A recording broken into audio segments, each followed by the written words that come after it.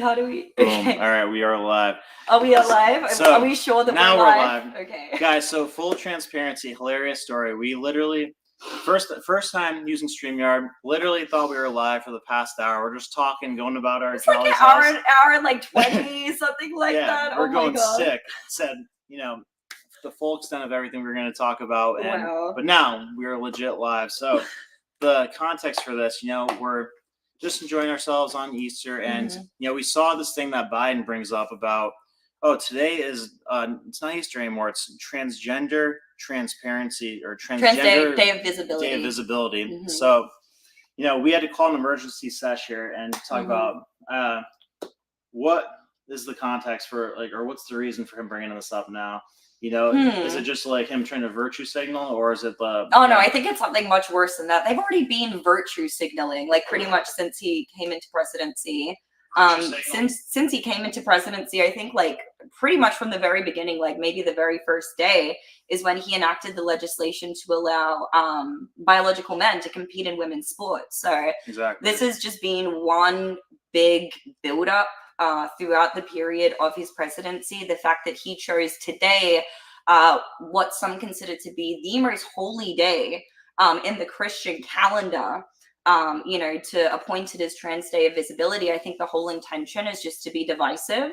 And like PBD said, spit in the face of, the Christians in this country. What do you think? Yeah, so I think it's extremely intentional. I think that it goes into this whole globalist depopulation thing, because what better way to erode America than start to attack its, core traditions, values, the family unit. We always talk about that. So yeah, 100%. it's not as if the government hasn't already done enough to separate the family unit. It's like create a situation where two people have to work, where you have to have your kids in daycare for the majority of the day. Yeah. Now they're coming after the holidays, like the rare time during the year that the family spends time together, and trying to turn it into a transgender day of recognition. When it turns, I didn't even realize this, but there's already 2 full months that are dedicated towards recognizing transgender. So yeah, it's insane. So June is Pride Month, right? And then we found out that October, if you look it up, is actually LGBT History Month.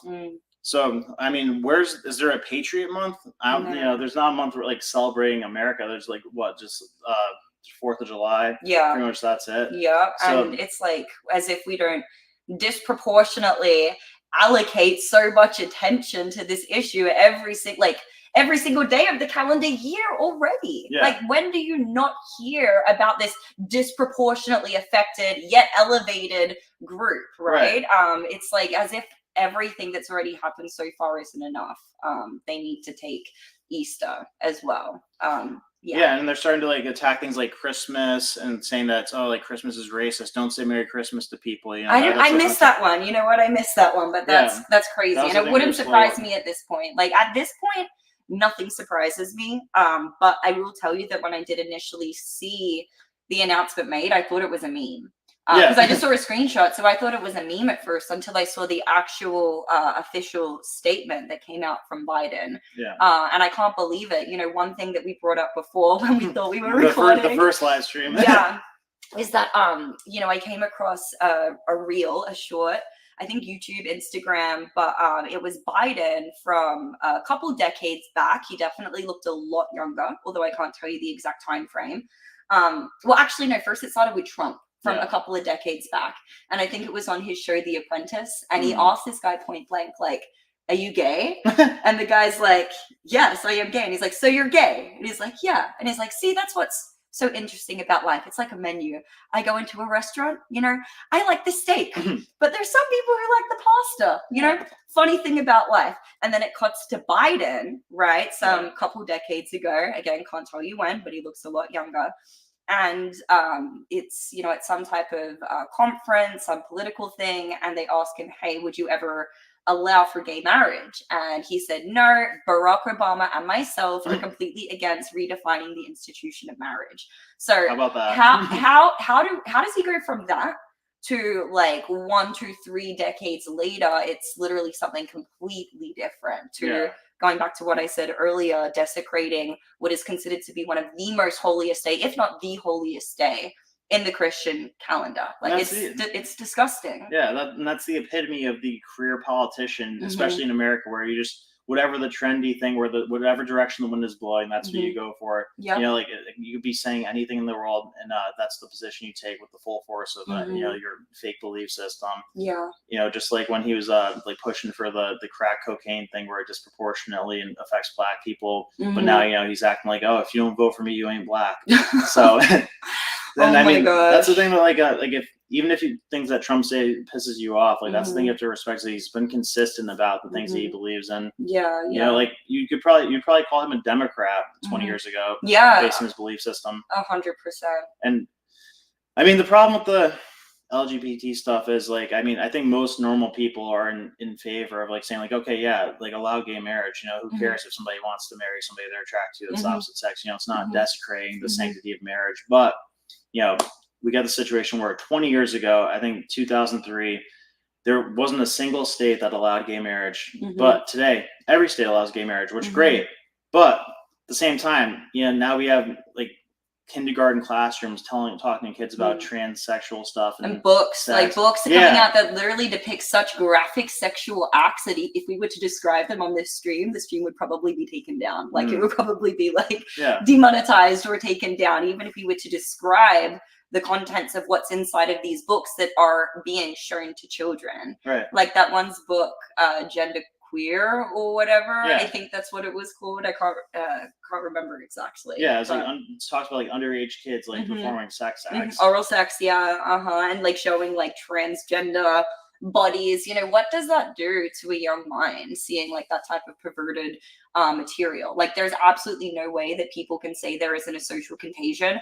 I remember when gay marriage was being passed in Australia, and like one of my best friends that I had since I was a kid, like year I think like 8 or 9, like he's gay. And so I remember when this act came out allowing gay marriage, like I was happy. I actually made a post about it, like, you know, wanting to celebrate my friend, and somebody had commented on it at the time, somebody from a church that I used to go to, saying that this was going to be a slippery slope for indoctrinating children, for allowing in, you know, trans ideology. And at the time, like this is probably, I don't know, 8, 9 years ago, maybe nearly probably longer, whenever gay marriage became legalized in Australia. And I remember thinking, that sounds so ridiculous. What are you talking about? Like my friend marrying like his, you know, somebody he loves, like that's got nothing to do with brainwashing children. But it's interesting how now it's become something that's so normalized along with this transgender stuff as well. And we're literally seeing like 20 to 25% of Gen Z identifying as something within this bracket of LGBTQ. IA +++, you know, whatever the freaking Wi-Fi password is. I call it the Wi-Fi password community because there's so many different thingies in it now. It's impossible to remember. But yeah, there's no way people can't say that this isn't a social contagion. Well, it's intentional too. Like the essence of all this, we have to always remember is that like it goes back to the globalist thing. You know, where they're pushing it because, you know, like what better way to slowly stop population growth than to convince people they're a different gender than they are. 100%. Oh, do you want to play the video that we played before, the one that I sent you? Yuval Harari? Yes, yes. Let's do it. So, guys, I was once again scrolling on Instagram. My algorithm, I just find some interesting stuff. But this popped up from the World Economic Forum. This guy talking about what do we need so many humans for? Guess we have is keep them happy with drugs and computer games. We see the creation of a new massive class of useless people. As computers become better and better in more and more fields, there is a distinct possibility that computers will outperform us in most tasks and will make humans redundant. And then the big political and economic question of the 21st century will be, what do we need humans for? Or at least, what do we need so many humans for? Do you have an answer in the book? At present, the best guess we have is keep them happy with drugs and computer games.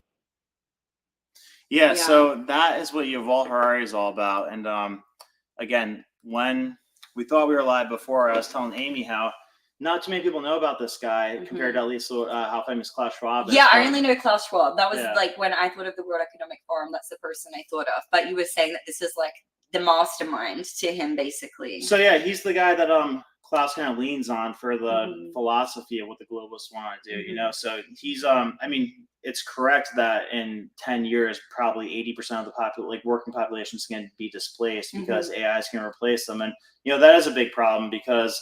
I mean, what makes people valuable is that like they could produce like labor, you know, they could produce goods and services. So, you know, in the ideal situation, like what drives economic growth is producing the most amount of goods for the cheapest price, which AI is going to do it in an abundant way, which is great. You know, it'll create a situation that I always say would be the ideal economic situation, which people could afford housing, food, and transportation at like a dirt cheap price, not from a situation where the government gives you money to do like it. Like a universal basic income, like not anything like that.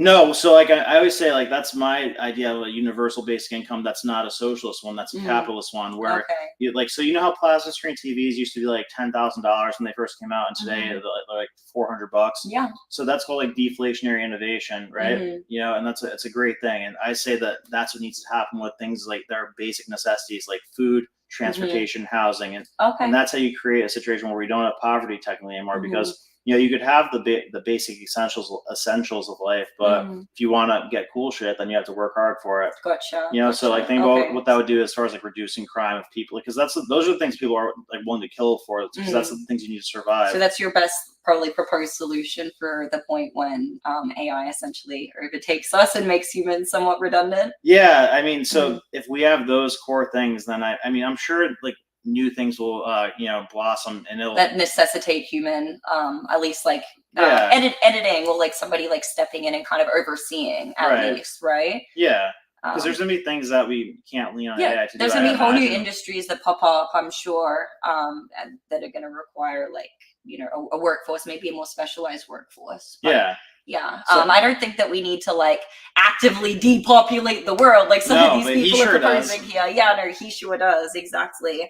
And to bring it full circle to what we were talking about, that's where I think a lot of this stuff comes in with this whole trans agenda, trans ideology, trans day of visibility, is when you get this into enough people's heads, and especially when you get the children, when you get them when they're young and impressionable, like they're literally going to take themselves out of the gene pool.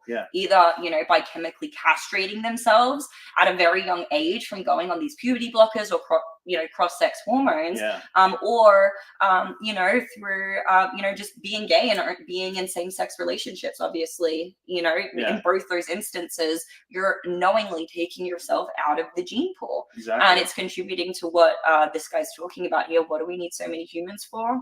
So I guess that's one mechanism of achieving it, right? Well, you should see some of the stuff he wants to do to sort of pacify humans. He just, in some of his books, he talks about how we need to like have happy drugs, basically, where people are kind of just playing video games, taking these drugs all day to like sort of pacify them, and like, you know, like the Matrix, but in like real life, basically.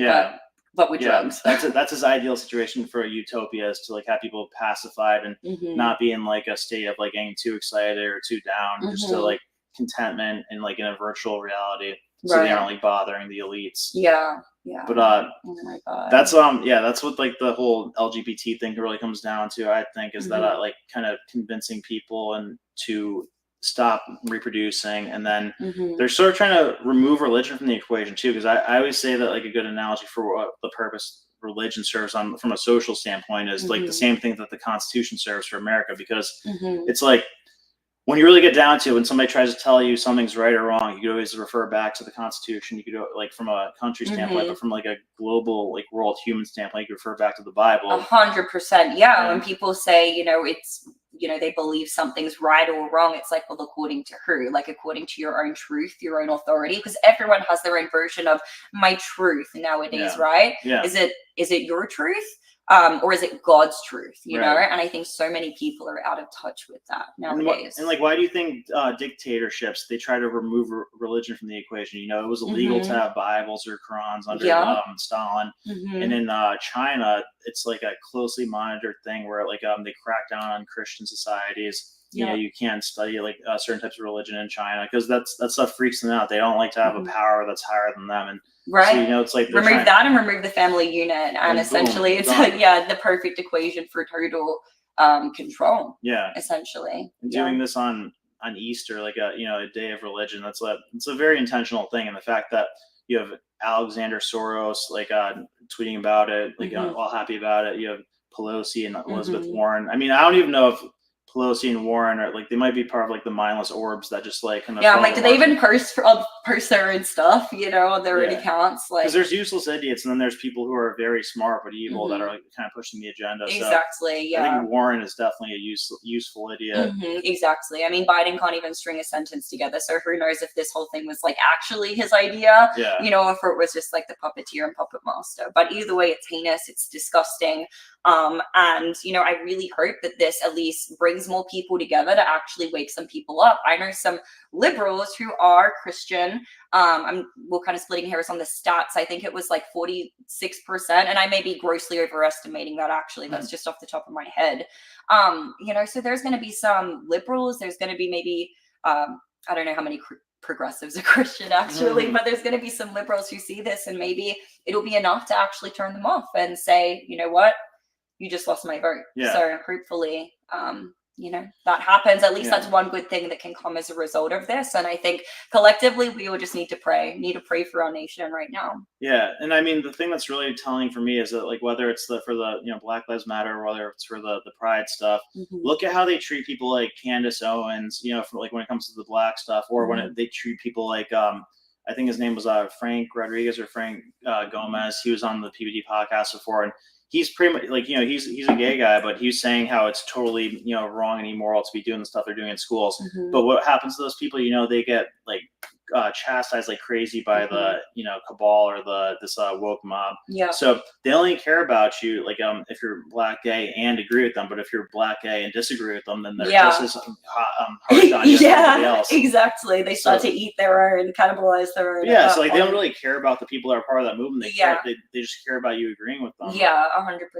We were talking about this as well when we thought we were recording. That you know, I do feel bad for certain transgender individuals, like the transsexuals who actually suffer with the mental condition of gender dysphoria. Like that must suck to have a mental condition that is like there's no known cure for it, and to feel like the only way to alleviate some of those feelings of discomfort is to transition. That actual 2% of the population who were trans before it became a thing and before it became a pawn for a political movement and ideology. Like, do you think this type of stuff helps those people who just want to feel better and normal and fit in with the rest of society? Like, it makes their life more difficult. It's blatantly disrespectful to people on our side, and again, a spit in the face to actual Christian conservatives in this country. So the only person it actually helps, the only group that it actually helps and cater towards is the woke mob. It's the woke ideology. No, exactly. Yeah. And you know, to really like drill down on this, I would say that think of pretty much what's like the goal of people that are the most powerful people in the world. Like when it comes to like the most common thing that people like Bill Gates or Soros or you know, Klaus say, like what's their common talking points? You know, it's that like the climate's a threat. You know, like we need to like be more inclusive for immigrants. We need to like be more helpful for people that are like struggling with like the LGBT stuff. But all those things have like the same thing in common, and it goes towards like eroding like traditional values. You know, like removing God from the equation. You know, kind of mincing or like fogging up what like the traditional norms of America are. So it's like you really don't like have anything left like when you erode that. That's like the last pillar of what like people who are on the other side have thought. 100%. And that's why more conversations like this need to be had. And I'm hoping that the pendulum is now swinging like so far in the direction that we don't want it to be in, that there are going to be people who actually wake up as a result of that, you know? But I do have hope. Like I have hope, like Patrick always says, and like we always say here at Valuetainment, like the future looks bright, but it depends on how we react when things like this come up. You know? Are we gonna, you know, like you were talking about earlier, praying for tolerance? I think we've had enough tolerance now. At this point, it's time for us to start speaking out about this stuff, and whatever is in our capacity to actually act on it, like we need to be acting.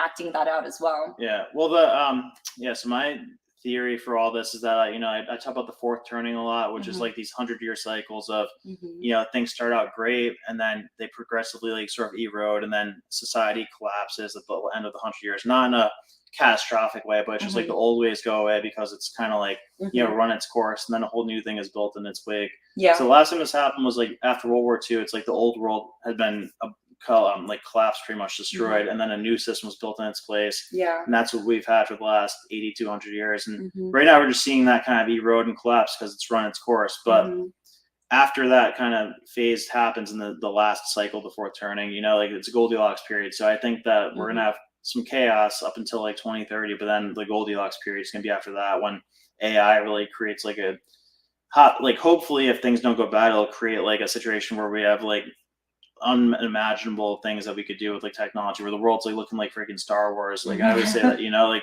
we could like fix most medical issues. We could colonize space, which I know it freaks a lot of people out because like it's always Musk and Bezos talking about that. But I mean, I do think that's an important thing to do because like we've never been able to do it before in life. Would require a large workforce as well. Give some of those people that they're worried about something to do. Yeah, exactly.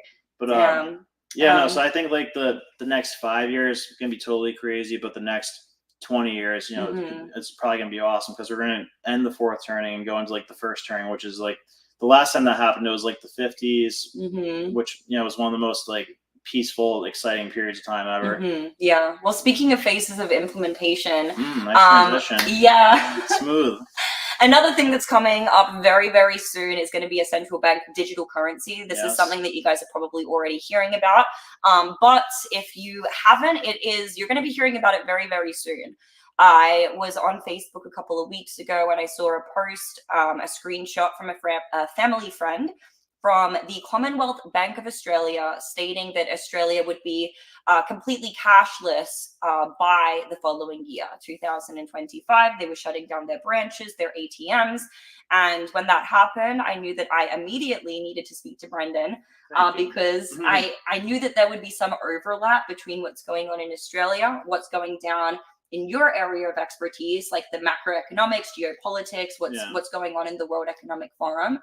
And I'm very, very excited for this video that's probably going to be dropping here in like 7 minutes, it now seems. So guys, let me tell you, I watched this video that Amy made, and she's been like, I don't think she slept in the last 2 weeks because I slept this weekend finally. That's why I look rested. Literally one of the sickest videos I've ever seen. I was a little bit of a part inside of it. Thanks for little bit.